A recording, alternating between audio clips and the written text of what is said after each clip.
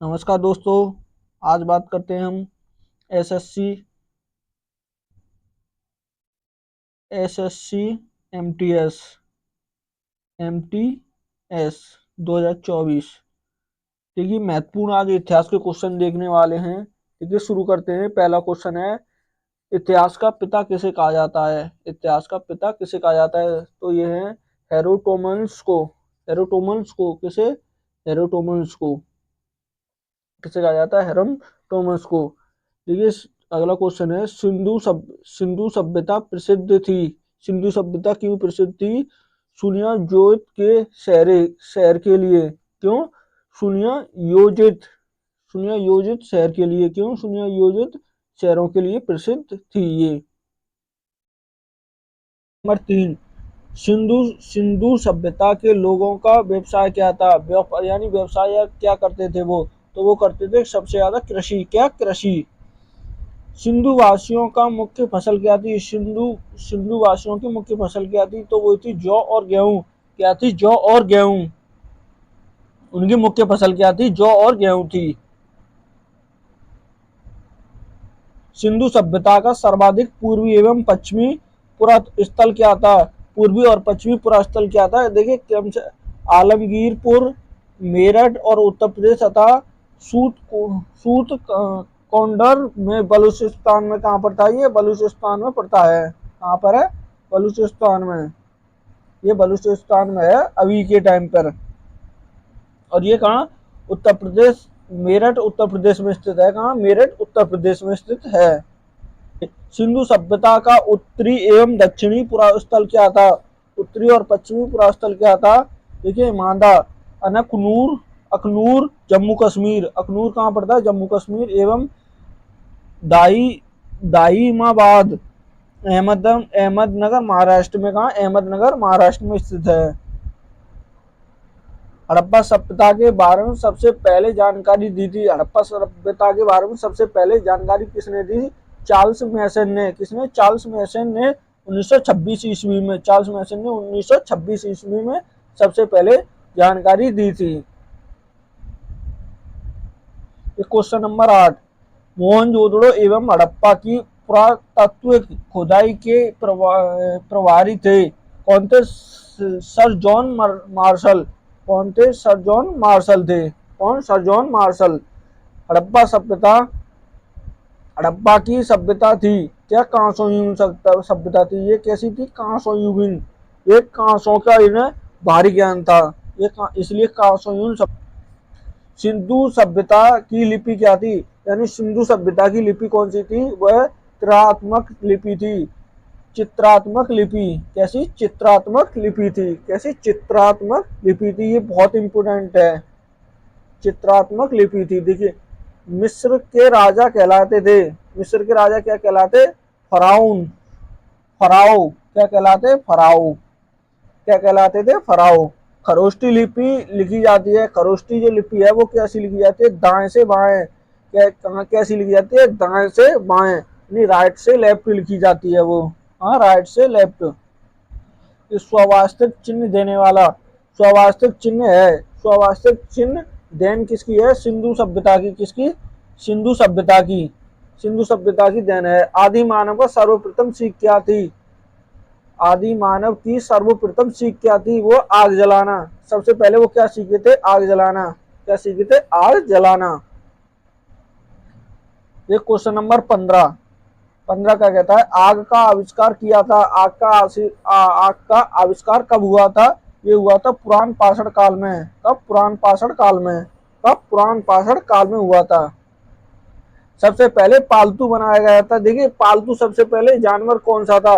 तो वो था कुत्ता। किसको? कुत्ता को। सबसे पहले सब पालतू जानवर किसे बनाया गया? कुत्ता को। सिंधु घाटी सभ्यता थी। सिंधु घाटी सभ्यता कैसी थी? अगाध ऐतिहासिक। कैसी थी? अगाध ऐतिहासिक थी। हड़प्पा स्थित है। हड़प्पा कहाँ पर स्थित है? रावी नदी के तट पर। कहाँ पर? रावी नदी के तट पर स्थित है। कहाँ? रावी नदी के तट पर स्थित है। सिंधु सभ्यता का प्रमुख बंदरगाह कौन सा था? सिंधु सभ्यता का प्रमुख बंदरगाह कौन सा था? वो था लोथल। बहुत इंपोर्टेंट है ये। बहुत इंपोर्टेंट है लोथल। देखिए, हड़प्पा के लोग अविनवज्ञ थे, किससे इन्हें किस चीज की जानकारी नहीं थी, तो वो थी लोह की जानकारी नहीं थी, लोहे की जानकारी नहीं थी। हड़प्पा में मिट्टी के बर्तन पर प्रयुक्त रंग क्या था? जो हड़प्पा में मिट्टी के बर्तन पाए गए उनका रंग, उन पर रंग कैसा था? वो था लाल रंग। कैसा? लाल रंग। मृत्यु भांड, मृत्यु भांड चावल के दाने मिले हैं, वो कहां से मिले थे? लोथल से। कहां से मिले थे? लोथल से। वो कहां से प्राप्त हुए? लोथल से। कहां से प्राप्त हुए? लोथल से। देखिए, सिंधु सभ्यता का सर्वमान्य काल कौन सा था? जो सिंधु सभ्यता का वो सबसे अधिक माना जाता है वो कौन सा है? 2500 से लेकर 1750 तक। 2500 से लेकर 1750 ईसा पूर्व तक। कहा? ईसा पूर्व तक। मोहनजोदाड़ो स्थित है। मोहनजोदाड़ो कहाँ पर स्थित है? वो है पाकिस्तान में। कहाँ पर? पाकिस्तान में स्थित है। कहाँ पर? पाकिस्तान में। देखिए, मोहनजोदाड़ो की खोज किसने की थी? तो वो की थी रखालदास बनर्जी ने। उन्हें रखालदास बनर्जी ने। नर्तकी की कांसो मूर्ति मिली है, जो नृत्य करते हुए कांसो मूर्ति कहाँ पर मिली है? वो है मिली है मोहनजोदड़ो में। कहाँ पर? मोहनजोदड़ो में मिली है। यहाँ पर मोहनजोदड़ो में। द्रव सभ्यता का सबसे बड़ी इमारत क्या थी? वो थी मोहनजोदड़ो का अन्नागर। क्या था? मोहनजोदड़ो से जो प्राप्त हुआ अन्नागर, बहुत बड़ा था ये अन्नागर। मोहनजोदड़ो की खोज 1922 में प्राप्त प्रमुख स्मारक क्या था? वो था बृहत्तर स्नानघर, जो नहाने का स्नानघर है, वो सबसे बड़ा पाया गया था। मेसोपोटामिया आधुनिक नाम इराक का अर्थ है। जो मेसोपोटामिया आधुनिक नाम इराक का अर्थ है, इन दोनों नदियों का बीच की भूमि। क्या? दोनों नदियों की बीच की भूमि को कहा जाता है। हड़प्पा की खुदाई हुई थी। हड़प्पा की जो खुदाई है, हड़प्पा की खुदाई कब हुई थी? तो ये हुई थी दयाराम साहनी के नेतृत्व में। दयाराम साहनी के नेतृत्व में 1921 में। कब? 1921 में हुई थी। कब? 1921 में। सिंधु घाटी सभ्यता के लोगों ने पूजा की थी। किसकी? किसकी पूजा करते थे ये करते थे मातृ देवी की। किसकी? मातृ देवी की पूजा करते थे। किसकी? मातृ देवी की। पुराणों की संख्या। देखिए, पुराणों की संख्या रचना या गुप्त काल के आधार पर कितनी मानी गई है? 18। कितनी? 18 मानी गई है। कितनी? 18। सबसे प्राचीन पुराण क्या है? सबसे प्राचीन पुराण क्या है? मृत्युस्य पुराण। क्या है? मृत्युस्य पुराण। पुराणों की रचयिता कौन है? पुराणों का रचयिता किसे माना जाता है? लोमहर्ष एवं अग्रश्रवण। किसे? लोमहर्ष अग्रश्रवण को माना जाता है। देखिए, वेदांगों की संख्या कितनी है? तो ये है 4 से लेकर 6। 4 एवं 6 मानी गई है। उपनिषेदों की संख्या कितनी है? उपनिषेदों की संख्या कितनी है? ये उपनिषेदों की संख्या कितनी है? तो यह 108 और प्रमाणिक 13 है। कितनी है? प्रमाणिक 13।